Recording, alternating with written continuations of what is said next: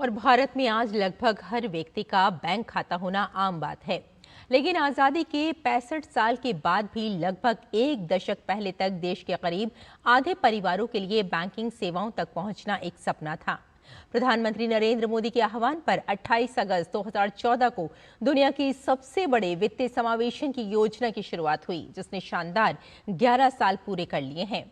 आप हमारे संवाददाता अजय मिश्र की ये रिपोर्ट देखें। फिलहाल हमें यही अनुमति दें। नमस्कार।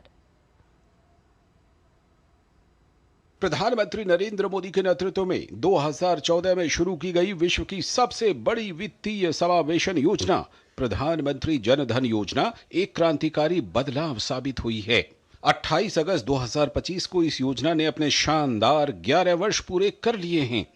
इस योजना ने देश के करोड़ों लोगों, खासतौर पर महिलाओं, युवाओं और हाशिए पर पड़े समुदायों को देश की आर्थिक मुख्यधारा में शामिल कर सम्मानजनक जीवन प्रदान किया है। जनधन खाता ने आधार और मोबाइल के साथ मिलकर एक ऐसे इकोसिस्टम का निर्माण किया है जिसकी वजह से सरकार और लाभार्थियों के बीच की दूरी ना के बराबर हो गई है। साल 2014 में लाल किले के प्राचीर से पीएम मोदी ने इस योजना की घोषणा की थी और 11 साल बाद एक बार फिर से उन्होंने इन खातों के केवाईसी प्रक्रिया को पूरा करने के लिए जनता का आह्वान किया है, जिसके लिए बैंकों ने भी 1 जुलाई से विशेष अभियान चलाया है। ये योजनाएं आपकी बहुत मदद करती है, इसलिए बैंकों ने जो जितना बड़ा अभियान चलाया है, आप इसका बहुत फायदा लीजिए। पूरे देश के लोगों से मैं कहता हूं, आप इन कैंपों में जरूर जाइए।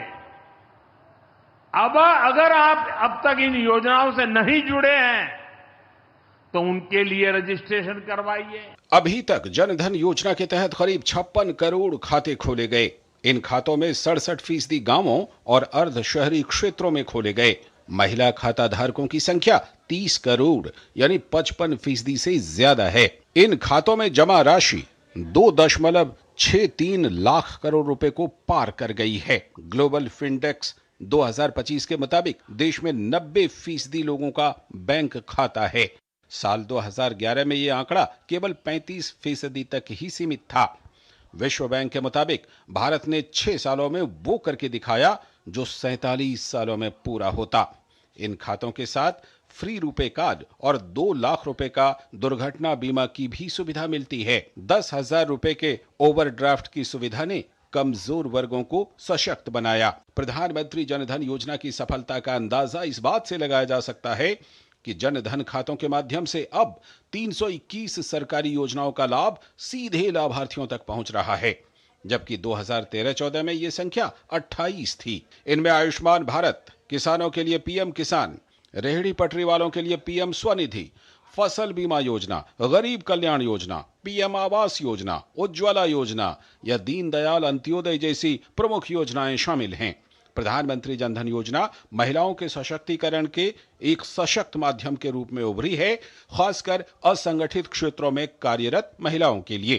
पैसा जाए हमारे खाता में होता है, पंचायत लेन देन करी थे सब, और सरकारी को सुविधा हमें बहुत बढ़िया दी है। जौन कुछ होता है तो ऐसे काम होता है, पैसा जमा करी थे, निकारी थे। जनधन जीरो बैलेंस वाला खाता खोला है, वही से अपन लेन देन करी थे। हमारे गैस के पैसा आवत है, वही से हमारा सारा कारोबार चलता। पहले जो है अकाउंट नहीं था, बहुत दिक्कतें थी किसानों को। अब जब से जो है जनधन योजना चली है, उसमें खाता खुल रहे हैं। पहले सरकार में कोई नहीं फायदा था, लेकिन अब जब से मोदी जी सरकार हुई है तब से तो बहुत फायदा मिला है। जनधन का सफर जन सुरक्षा से होते हुए अब स्वरोजगार के लिए भी मददगार साबित हो रहा है। जनधन योजना ने खाता धारकों को प्रधानमंत्री जीवन ज्योति बीमा योजना, प्रधानमंत्री सुरक्षा बीमा योजना और अटल पेंशन योजना जैसी सामाजिक सुरक्षा के साथ भी जोड़ा और मुद्रा, रेहड़ी पटरी वालों के लिए पीएम स्वनिधि और स्टैंड अप जैसी लोन की योजनाओं से भी। अपना खाता भाग्य विधाता की टैगलाइन के साथ 11 साल पहले शुरू हुआ ये सफर आज गरीब और मध्यम वर्ग के लिए आर्थिक और सामाजिक सुरक्षा कवच बन गया है। अजय मिश्र की रिपोर्ट, डीडी न्यूज।